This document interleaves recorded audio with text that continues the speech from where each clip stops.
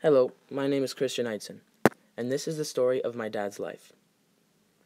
My dad was the firstborn of 7 kids.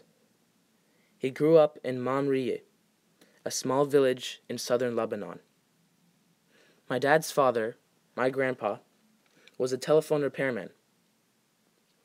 Although my dad grew up in a low-income family, my grandpa made it a priority that all his kids went to Catholic Jesuit high schools.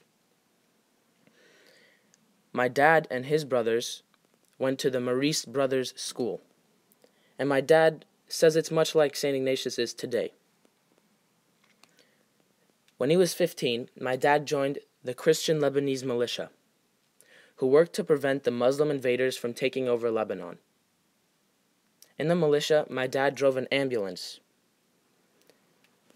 When he was 19, after finishing high school, my dad came to the U.S. for college. When he was here, he got his first job pumping gas. He was studying to be a pilot. Later, my dad got a job as a taxi driver here in San Francisco. When he finished his aviation degree from San Jose State University, my dad worked for Delta Airlines. He moved to Cincinnati for a couple years. Later, he joined America West, another airline, and he moved back here to San Francisco.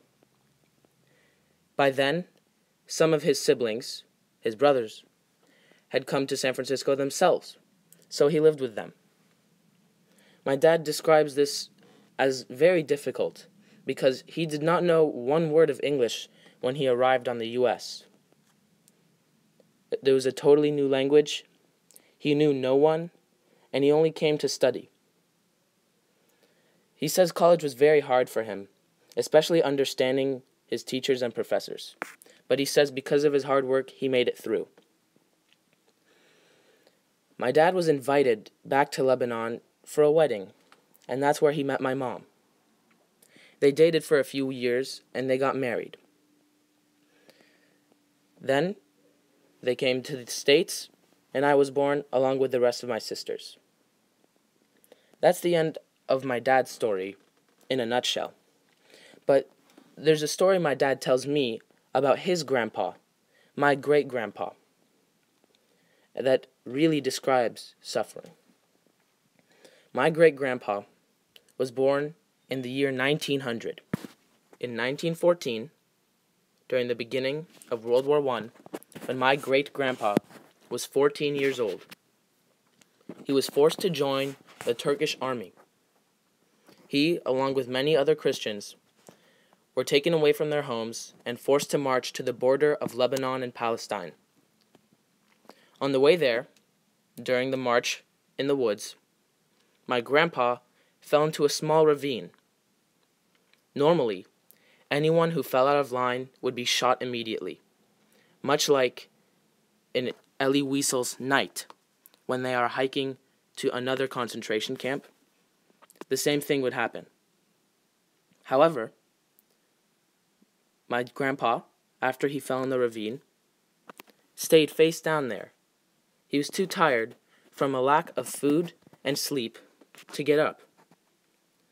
A Turkish soldier took aim at him, but the commanding officer told the soldier not to waste the bullet because he thought my great-grandpa was going to die anyway. My great-grandpa stayed face down in that ravine for over an hour. He would lift his head out of the water for just a second to take a breath, and then he would blow the bubbles into the streaming water. The flowing water would cover up the bubbles so that the soldiers did not notice that he was still alive. After an hour, the last Turkish soldier passed him by, and my great-grandpa rose from the ravine and hiked for 3 hours with no food, no water, and little sleep back to his hometown. There, he hid in a hay bale while his mother told the Turkish soldiers who were looking for him that he was already taken away. That's how my great-grandpa survived World War I.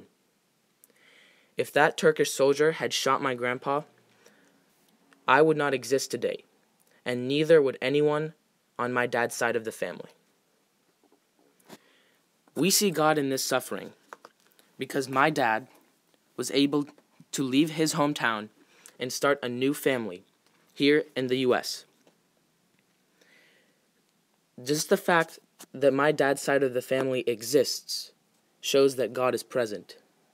The fact that my great-grandpa survived is the reason we exist.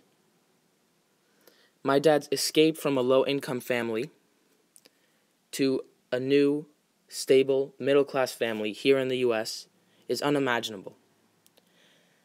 And his description of moving to a new country and leaving behind his beloved family and his country brings tears to my eyes.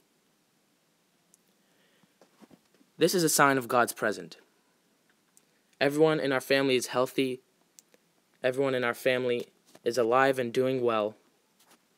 That is living proof that God exists. The challenges that my dad and my great-grandpa and everyone in my family who has overcome similar obstacles show that God is alive everywhere and in everyone. This matches the description of panentheism, which means that God is transcendent and immanent, that He is everywhere and that He is in us. My dad's story is very inspiring, and whenever he tells his story, almost moves me to tears. Although physical suffering was not a big part of my dad's life, his mental capability to move to a new country, to start a new life here, and to leave everything he had behind is absolutely incredible. On a final note, the challenges and obstacles that my dad and other loved ones of my life have overcome make me ask, not where is God, but how can people say there is no God? Thank you.